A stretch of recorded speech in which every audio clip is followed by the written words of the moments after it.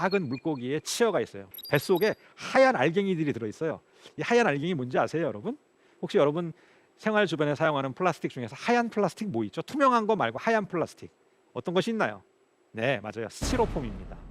스티로폼 우리 바닷가에 가면 많이 버려져 있는 거 많이 보시죠. 특히 어업 활동하고 나서 뭐 그물에 달아놨던 부표 같은 것들이 뭐 그물이 밧줄이 끊어진다고 하거나 그렇게 되면 어떻게 돼요?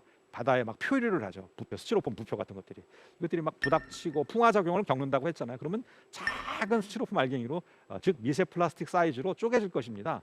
그것이 물에 둥둥 떠댕기는 동안에 이렇게 작은 눈에도 맨눈으로 봐야 겨우 보이는 조그만 그런 물고기들은요 자기보다 작은 걸 먹게 돼 있잖아요. 어떤 걸 먹죠? 식물성 플랑크톤이나 동물성 플랑크톤을 먹는다 이게. 그러면 식물성 플랑크톤이나 동물성 플랑크톤 사이즈로 작아진 미세 플라스틱, 특히 스티로폼은 색깔도 또 하얘 투명하지가 않고 눈에 잘 보이겠죠. 이거 먹이로 오구나. 덥석 먹는다 이거예요. 그러니까 뱃속에 이렇게 하얀 알갱이들이 잔뜩 쌓여 있습니다. 이걸 누가 먹어요? 이런 치어를 다시 먹이로 하는 물고기들 있죠. 멸치가 이런 것도 잡아먹겠죠. 멸치는 고등어 꽁치가 또 잡아먹겠죠. 그것은 또 누가 먹어요? 뭐 새라든 바다새라든가 거북이 또는 무슨 뭐 물범 이런 것들이 잡아먹고 뭐 돌고래도 잡아먹고 막 먹죠. 최상위 포식자가 누구죠? 생태계에서 사람이에요. 저는 생선을 굉장히 좋아합니다. 저는 생선 고등어 구이 같은 거 자주 먹어요. 그런데 제가 먹는 고등어에는 분명히 제가 조사를 안 해서 그렇지 미세 플라스틱 들어있다 이거예요. 바다 물속에 미세 플라스틱 들어있고 이렇게 보시는 바같이 먹이사슬의 중간 단계에서 조사한 자료에 미세 플라스틱을 함유하고 있는 중간 먹이생물들이 있다. 이 얘기는 먹이 단계의 먹이사슬이 상위로 올라가게 되면 훨씬 더 많은 미세 플라스틱을 먹거리, 먹이사슬을 통해서 먹게 된다. 그러면 그렇게 계속 먹었는데 도대체 내 몸은 그러면 미세 플라스틱이 얼마나 있는 거지? 걱정이 되죠, 여러분. 걱정하지 마세요. 대부분의 어느 정도 사이즈 이상의 미세 플라스틱은 먹으면 소화가 되죠. 입으로부터 항문에 이르는 동안에 이제 소화가 되고 대변으로 배설이 될 때 다 나갑니다. 걱정하지 마십시오. 그런데 문제는 다 나가지 않는다. 제가 1강에서도 우리 몸에 들어오는 환경 호르몬이 하루 만에 99%다 빠져나가. 99% 이상이에요, 사실은. 빠져나가는 99% 이상 다 빠져나간다 그랬어요. 근데 남아 있는 양 조금 있다고 그랬잖아요. 미세 플라스틱 마찬가지입니다.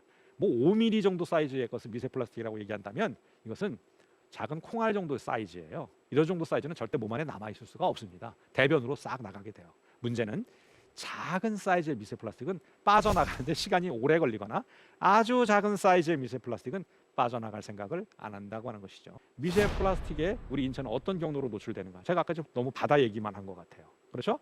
아닙니다. 이 농작물, 이 곡물이나 야채나 뭐 이런 것들을 통해서도 얼마든지 미세 플라스틱이 우리 몸에 들어올 수가 있습니다. 그 외에도 공기, 숨쉬는 공기에도 미세 플라스틱이 있어요. 우리가 흔히 공기 중에는 공기만 있나요? 산소와 질소, 뭐 이산화탄 이런 것만 있는 게 흔히 말하는 공기가 아니에요. 여기에는 입자들이 있어요. 우리 그것을 뭐라고 부르죠? 먼지라고 불러요. 그렇죠?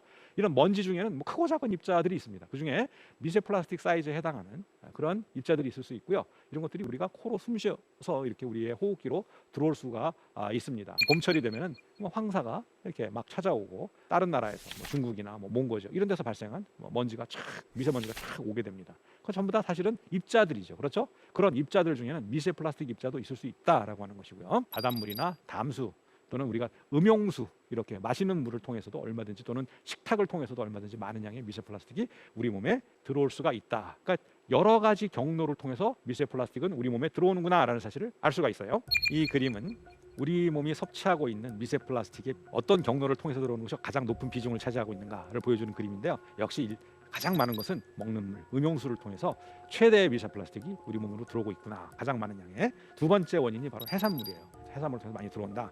세 번째는 이거 외국 자료인데요. 보시면은 심지어는 맥주를 통해서도 미세 플라스틱이 우리 몸에 들어오더라 하는 얘기고요. 그 다음에 마지막으로 소금, 바다 물을 수분을 증발시켜서 만든 천일염. 여기 천일염이 그 바닷물 자체가 미세 플라스틱 오염이 됐을 경우에 천일염이 당연히 미세 플라스틱 들어있겠습니다. 이런 순서대로 미세 플라스틱이 우리 몸에 들어온다. 어느 정도가 들어오느냐? 5g per week. 일주에 대략 5g의 미세 플라스틱이 우리 몸으로 들어와요. 바로 5g이라고 하는 양이 어느 정도냐? 신용카드 한 장 정도의 중량이라고 해요. 신용카드 플라스틱으로 되어 있죠. 일주에 신용카드 한 장을 씹어 먹는 거 쉽게 얘기해가지고 어떤 여성이 지금 신용카드 물어 뜯고 있는데 바로 일주에 신용카드 한 장 먹는다. 그러면 1년이면 얼마예요? 대략 한 250g 이상의 미세 플라스틱 먹고 있어요. 그러면 10년이면 2.5kg, 한 3kg 가까이. 내가 지금 살이 찌는 게 이게 플라스틱 살인가? 오해할 수 있죠. 그렇진 않죠. 왜냐하면 대부분은 대변을 통해서 배설된다고 했으니까. 그러나 어쨌든 일단 들어오는 양 기준으로는 일주에 5g의 미세 플라스틱이 우리 몸으로 들어오고 있다. 이거 그러니까 어떻게 해야 돼요? 잘 배설하는 게 매우 중요하겠죠.